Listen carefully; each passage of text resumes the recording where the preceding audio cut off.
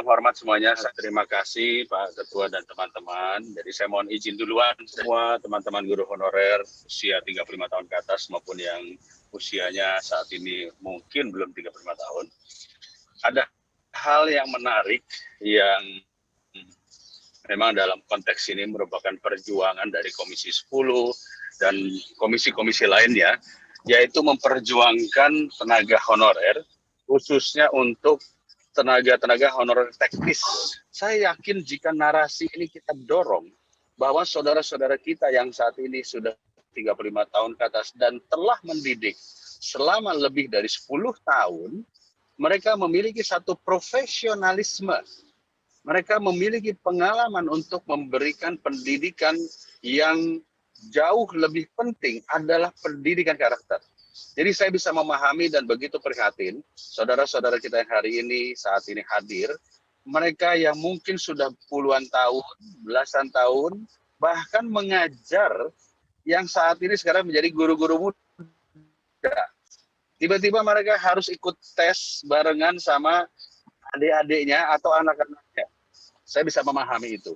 Jadi oleh karena itu Pak Ketua, saya mengapil kepada Komisi 10, kita dukung agar mereka ini yang sudah berbakti lebih dari 5 tahun atau 10 tahun untuk tidak perlu melalui tes. Cukup memiliki yang disebut sebagai verifikasi dari sekolahnya. Karena sekolahnya yang paling tahu. Kita paham orang kalau sudah lulus tes, tapi belum tentu memiliki jiwa pendidik. Jadi, Bapak dan Ibu yang saya hormati, sekali lagi, saya secara pribadi sangat mendukung apabila saudara-saudara kita ini yang guru honorer 35 tahun ke atas, yang sudah memiliki pengalaman lebih dari 5 tahun atau 10 tahun, itu tidak perlu ikut tes. Ya, kenapa? Anggaplah saya sebagai seorang guru pramuka, anggaplah saya sebagai seorang guru taekwondo, saya sudah pengalaman 15 tahun, 20 tahun. Tiba-tiba harus ikut tes sama anak saya yang junior, saya yang mungkin baru ban kuning, baru ban hijau. Sakit hati saya. Jadi, tolong saya mengapil juga kepada Komisi 10, kita perjuangkan mereka. Tetapi kawan-kawan guru honorer juga harus sabar, kita akan berjuang bersama-sama. Saya yakin Ibu Heti, Pak Fikri, Pak Saiful Huda, semua anggota Komisi 10 sepakat. Kita akan ngomong dengan Komisi 2, kita akan ngomong dengan Komisi 8. Kita akan minta nanti kepada Kementerian Pendidikan agar meninjau ulang kembali kebijakan terkait bahwa guru tidak boleh masuk formasi CPNS. Karena bagi saya, guru tetap adalah formasi teknis, termasuk di dalamnya adalah tenaga pendidikan lainnya. Operator sekolah, ya, tata usaha. Jadi jangan disia-siakan mereka. Pak Ketua, itu yang bisa saya sampaikan dan terima kasih banyak. Terima kasih. Bismillahirrahmanirrahim. Assalamualaikum warahmatullahi wabarakatuh.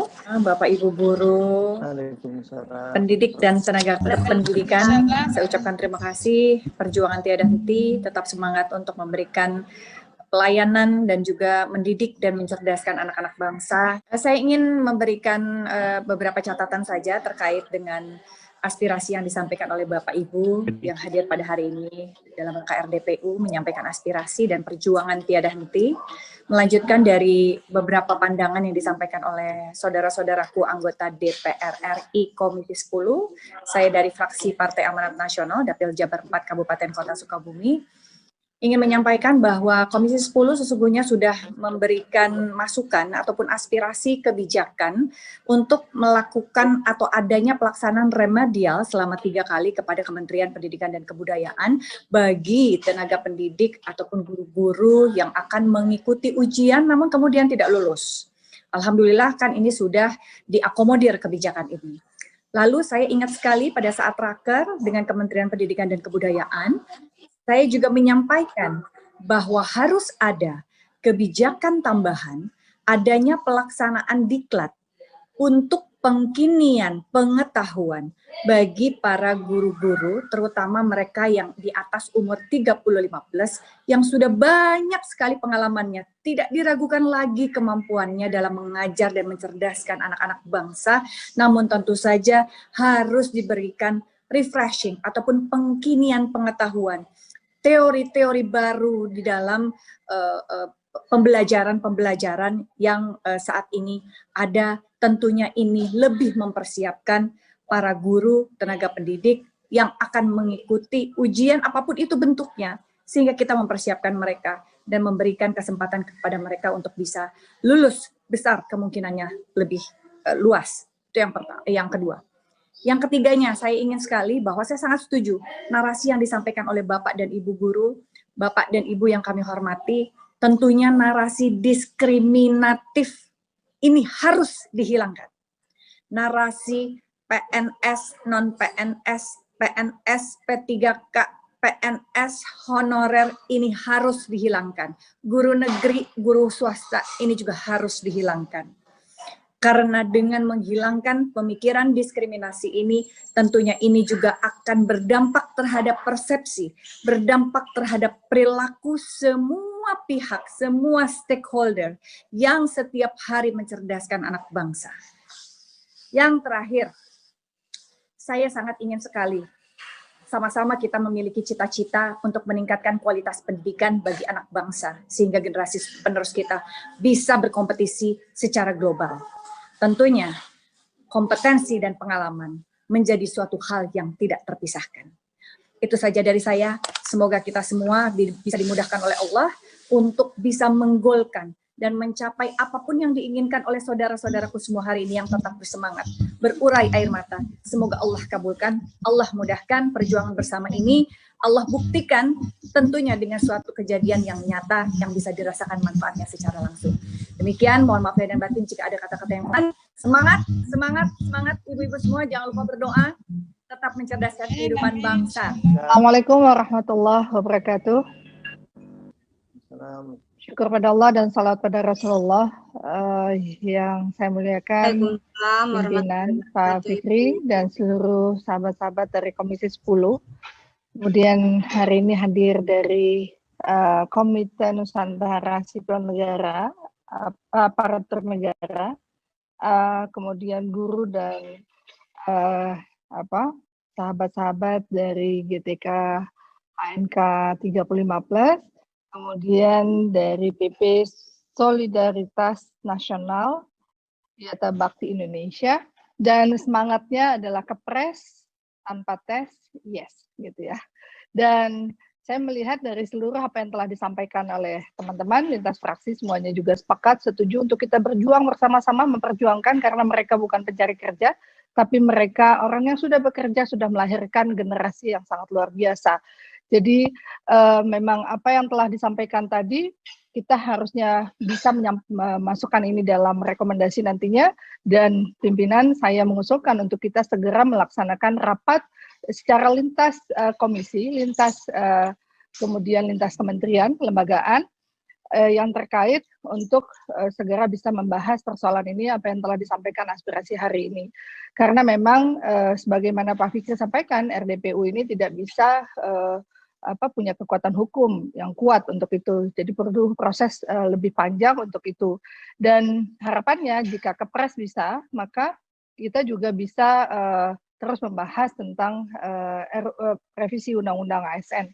Tapi memang ketika mau membahas RUU Undang-Undang ASN yang belum masuk ke Komisi 2, tentu butuh proses yang mungkin lebih lama untuk itu.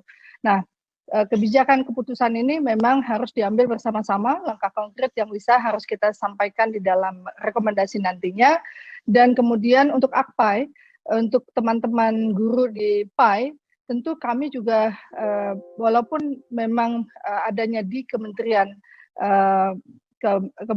Agama, tapi kemudian mereka bekerja dengan Kemendikbud. Harusnya memang mereka juga mendapatkan hak yang sama untuk pengangkatan PNS ini, dan kesempatan mereka juga bisa masuk di P3K, karena memang ini hak mereka. Mereka sudah berjuang luar biasa. Saya pikir memang apa yang mereka perjuangkan ini, perjuangan yang memang menjadi hak, dan memang negara harus hadir untuk membela mereka gitu. Walaupun memang dibutuhkan SDM, tadi kita juga punya lembaga aparatur sipil negara yang bisa untuk meningkatkan kualitas SDM dari mereka. Kalau SDM-nya dianggap mereka masih kurang, kenapa harus mencari yang baru ketika mereka sudah berjuang? kemudian mereka dibaikan. Apalagi usia mereka sudah tidak bisa lagi ikut CPNS. Ini yang menjadi persoalan dan kendala. Belum lagi wilayah-wilayah yang tertinggal lainnya, yang tadi naik perahu dan sebagainya, ini sangat luar biasa.